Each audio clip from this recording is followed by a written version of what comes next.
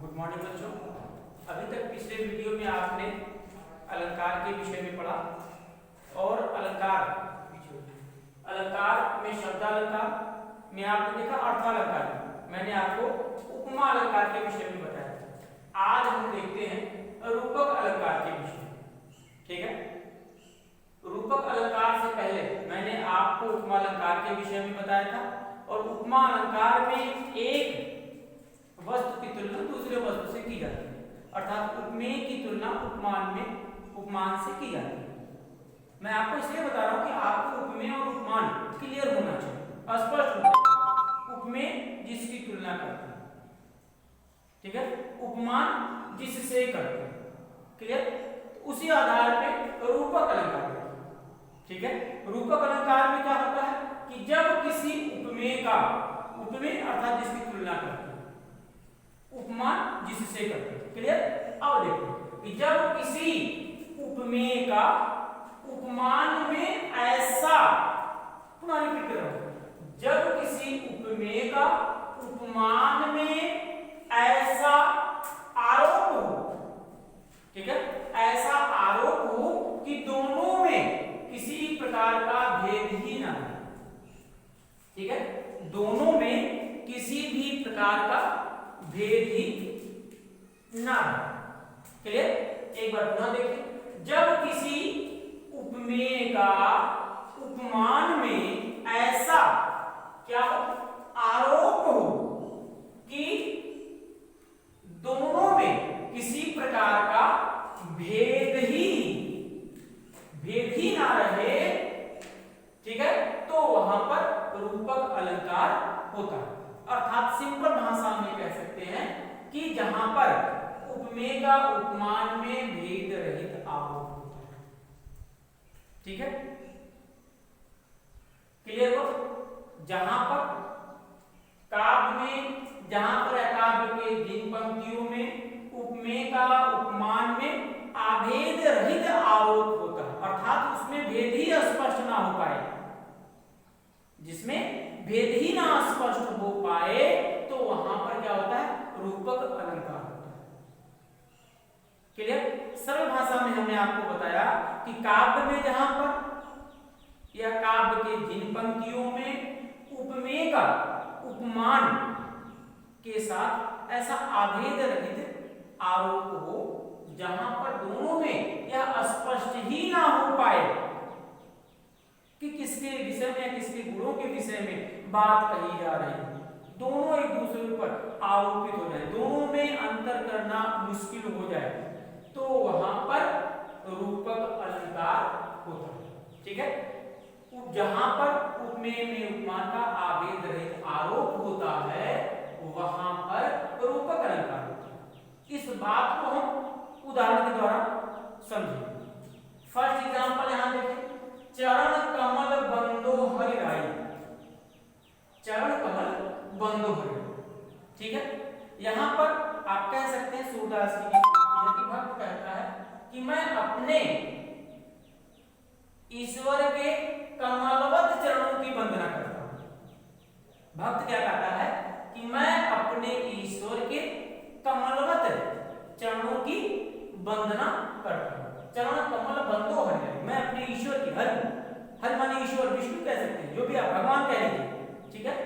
चरण कमल बंदो हरि, कि मैं अपने ईश्वर के कमलवत चरणों की वंदना करता हूं, ठीक। तो अब यहां पर अगर आप गौर करें तो ये चरण का कमल के ऊपर, या यूं कहें कमल का चरण के ऊपर, वैसे जनरली यहां सामान्य चरण का कमल के ऊपर अभेद रहित आरोप, अर्थात इसमें कोई अंतर नहीं स्पष्ट हो रहा कि कमल ज्यादा कोमल है या कमल ज्यादा सुंदर है या ईश्वर का जो चरण है वो ज्यादा सुंदर या कोमल है, ठीक है।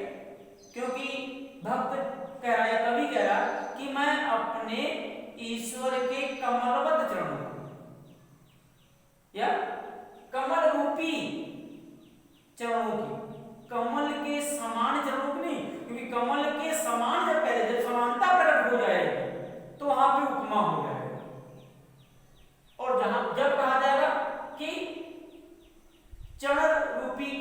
वंदना करता हूं, यानी एक दूसरे का या उपमेय और उपमान का आभेद रहे। जब आप आरोप होता है तो वहां पर रूपक अलंकार होता है। ठीक है, तो यहां पर है चरण कमल बंदो हरिराय, मैं अपने ईश्वर के कमलवत चरणों की वंदना करता हूं। तो यहां पर इन दोनों का एक दूसरे के ऊपर आरोप है या एक दूसरे पर आरोपित हो रहे हैं, इसलिए इस पंक्ति में रूपक अलंकार। क्लियर? दूसरी बात, विपत्ति कसौटी जे कस ते साचे मी। ठीक है, देखिए ध्यान से, विपत्ति कसौटी यानी विपत्ति की कसौटी पर जिसको कसा जाए या विपत्ति की कसौटी पर जो खरा उतरे वही व्यक्ति, ते माने वही, साचे मतलब सच्चा, अमीर मतलब मित्र। विपत्ति रूपी कसौटी पर, विपत्ति रूपी कसौटी पर यदि किसी को कसा जाता है यानी यदि वह व्यक्ति उस पर खरा उतरता है तो वही व्यक्ति सच्चा मित्र कहलाता है या सच्चे मित्र के लायक होता है। ठीक है, तो यहां पर अगर आप देखें तो विपत्ति कसौटी, विपत्ति कसौटी, विपत्ति कसौटी। अब यहां पर विपत्ति का कसौटी या कसौटी का विपत्ति, यानी इन दोनों शब्दों का एक दूसरे के ऊपर आरोप किया गया। ठीक है, कैसा आरोप? जिसमें भेद ही ना, जिसमें भेद ही ना, अर्थात आभेद, इनमें भेद नहीं हो पा रहा है। विपत्ति कसौटी जे कसे ते साचे में।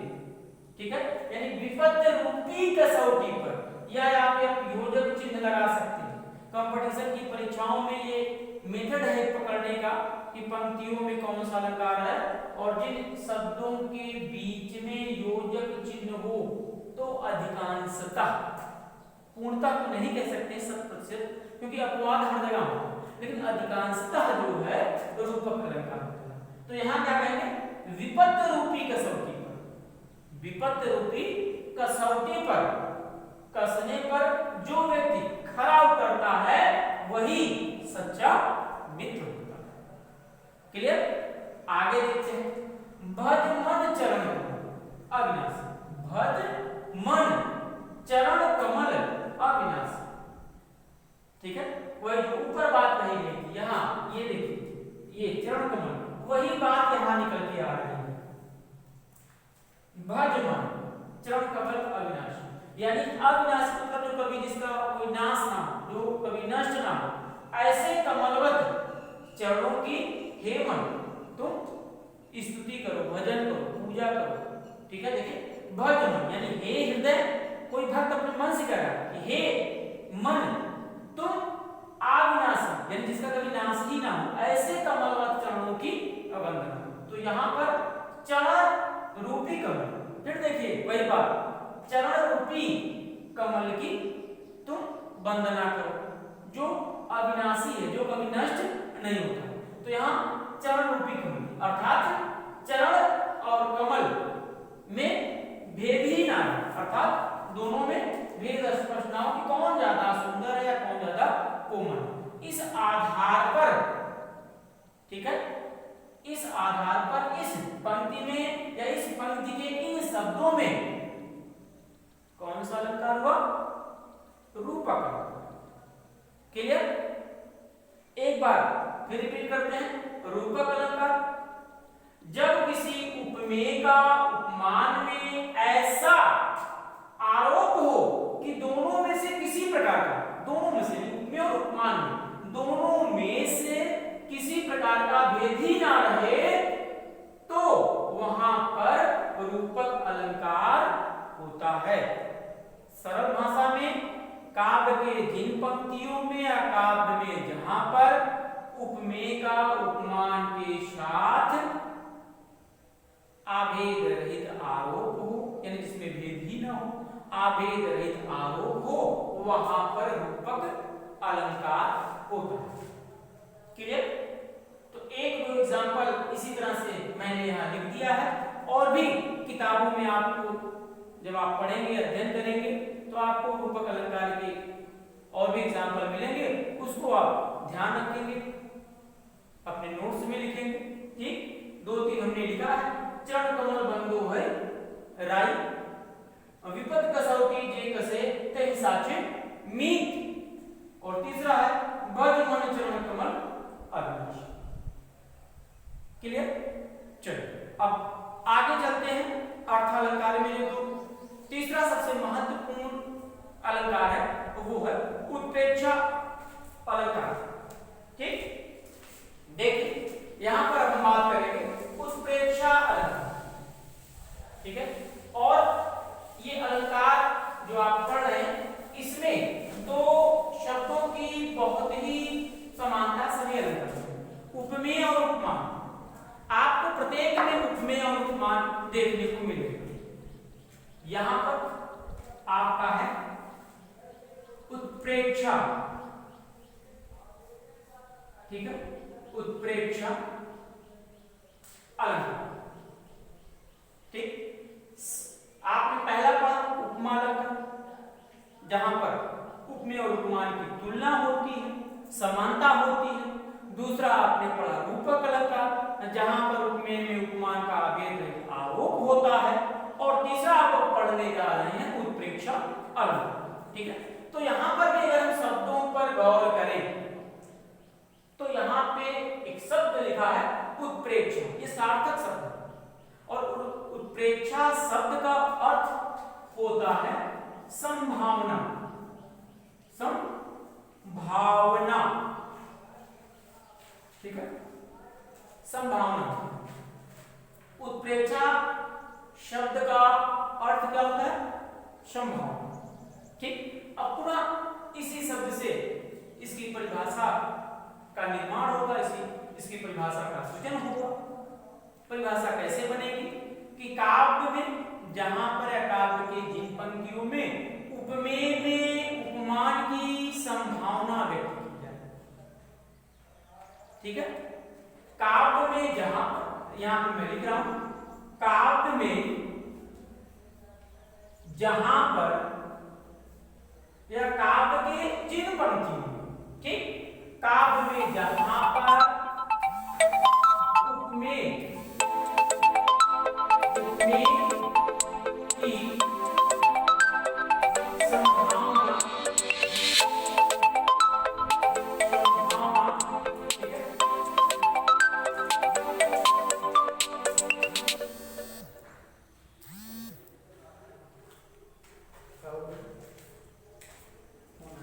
ठीक है, उत्प्रेक्षा और संभावना। काव्य में जहां पर उपमेय में, ठीक है, सॉरी, उपमेय में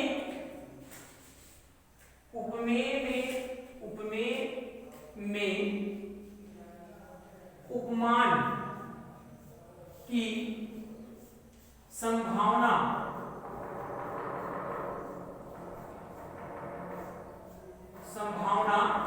की जाए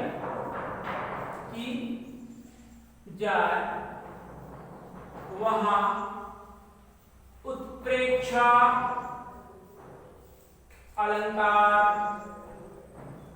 उत्प्रेक्षा अलंकार होता है। क्लियर? काफी हद तक आपको समझ में आ गई होगी। मैंने क्या कहा कि उत्प्रेक्षा शब्द का अर्थ होता है संभावना, जिसको आप इंग्लिश में एक दूसरे से वार्तालाप करते हुए कहते हैं गेस करो, गेस करना, है ना, कि आने वाले समय में ऐसा होगा या ऐसा होता है। तो वही उसी तरह का ये है संभावना।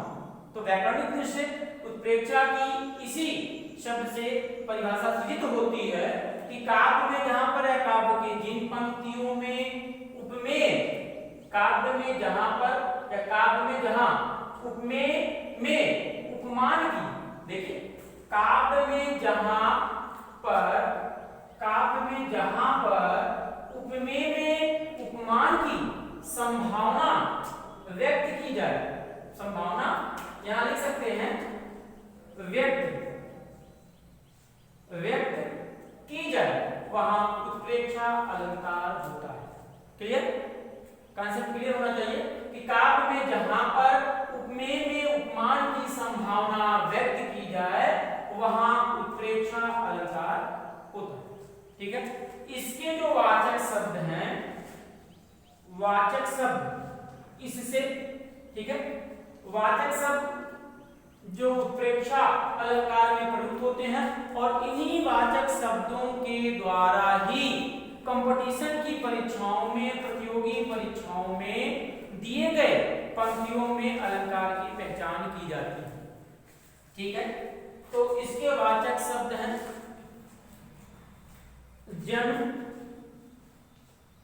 जन, जानो, मन, मानो, जनम मनो, जनम मनम, कह सकते हैं जनम मनम, जानम, मानव, आदि। ठीक है, और भी मिले तो आप लिख सकते हैं। वाचक शब्द क्या है? जन, जानो, मन, मानो, या मानो बोलेंगे, मानो। ठीक, जन, जानो, मन, मानो, जनो, मनो, जानो, मानो, आदि। ये शब्द क्या है? उत्प्रेक्षा अलंकार के वाचक शब्द हैं। जहां पर या काव्य की जिन पंक्तियों में ये आपको दिखाई दे तो आप समझ जाइएगा कि उस पंक्ति में कौन सा अलंकार है, उत्प्रेक्षा अलंकार है। क्लियर? तो इसको आप ध्यान से इसके वाचक शब्द को याद करेंगे, पढ़ेंगे, लिखेंगे और हमेशा के लिए कंठस्थ कर लेंगे। जन, जानो, मन, मानो, जनम मनो, जानो, मानो। ठीक है, अब देखते हैं कि एग्जाम्पल के थ्रू, एग्जाम्पल के द्वारा कि किस प्रकार से उपमेय में उपमान की संभावना व्यक्त की जा रही है और इन शब्दों का प्रयोग किया गया है। ठीक, उदाहरण देखते हैं। एक सिंपल सा उदाहरण हम देखेंगे।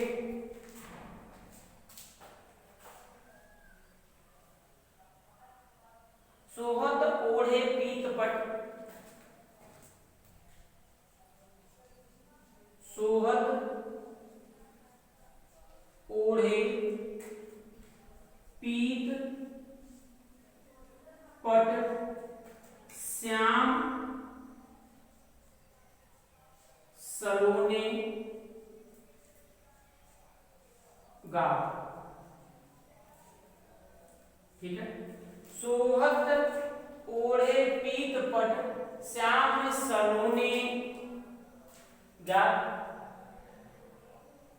सोहत ओढ़े पीत पट, श्याम सलोने गाव।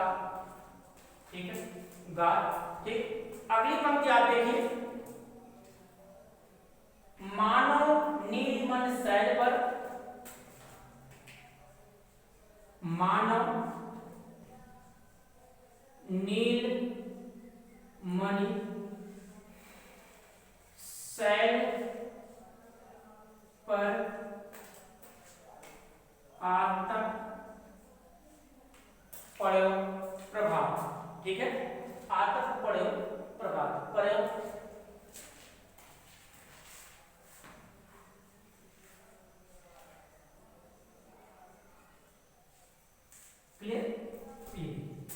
इसका एग्जांपल है सोहत ओढ़े पीत पट, श्याम सलोने गात, मानो नीलमन शैल पर आतप पड़ो प्रभाव। ठीक है, अब यहां पे एक शब्द आया है मन। सोहत ओढ़े पीत पट, सोहत ओढ़े, शोध माने सुशोभित हो रहा। ठीक है, ओढ़े माने पहने हुए, पीत माने पीले, पट माने वस्त्र। कौन? श्याम सलोने का, यानी भगवान श्री कृष्ण अपने सांवले शरीर पर पीले रंग का वस्त्र पहने हुए हैं, या भगवान श्री कृष्ण अपने सांवले शरीर पर पीले रंग का वस्त्र पहने हुए हैं जो अत्यधिक सुशोभित हो रहा है और उनकी सुंदरता को देखकर मानो, मानो माने ऐसी संभावना व्यक्त की जा रही है। उत्प्रेक्षा अलंकार मानो वाचक शब्द, मानो ऐसा प्रतीत हो रहा है, ऐसी संभावना व्यक्त की जा रही है कि मानो नीलमणि सल्फर, मानो नीलमणि पर्वत पर आतप प्रयोग हुआ, यानी प्रातः काल की किरण, यानी प्रातः काल के समय सूर्य की किरण सुशोभित हो रही है।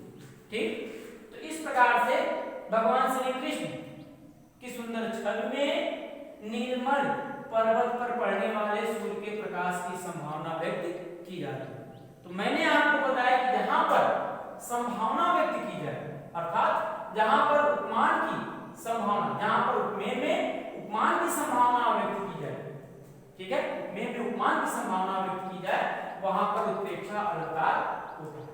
ठीक, इसके वाचक शब्द जन जानो मन मानो जनो मनो जानो मानो आदि। एक सिंपल परिभाषा के द्वारा सोहत कोड़े पीठ पट श्याम सोने ज्ञान मानो नीलमणि सल्फर आतप प्रयोग प्रभु। ठीक, इसी प्रकार से कई एग्जाम्पल आपको देखने को मिलेंगे। ठीक है, आप भिन्न भिन्न किताबों से कई एग्जाम्पल आप लिख करके उसको भली प्रकार से समझेंगे, जानेंगे और अपना नोट्स कंप्लीट करेंगे। अगर आपको इसके बाद भी कोई ऐसी बात, कोई ऐसा शब्द, कोई ऐसा वाक्य जो ना समझ में आ रहा हो, तो आप कमेंट करके आप पूछ सकते हैं। निश्चित ही आपकी समस्या का निराकरण किया जाएगा। ठीक है, धन्यवाद।